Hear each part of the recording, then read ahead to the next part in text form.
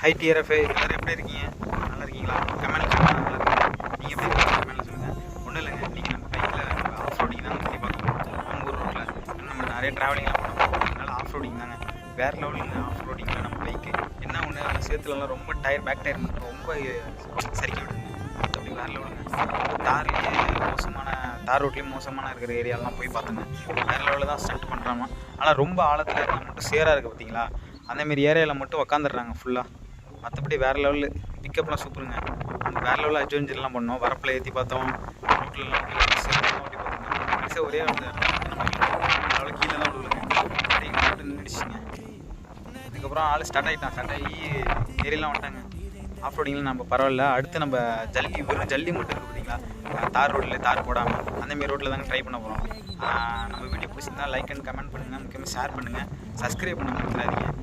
okay, TRF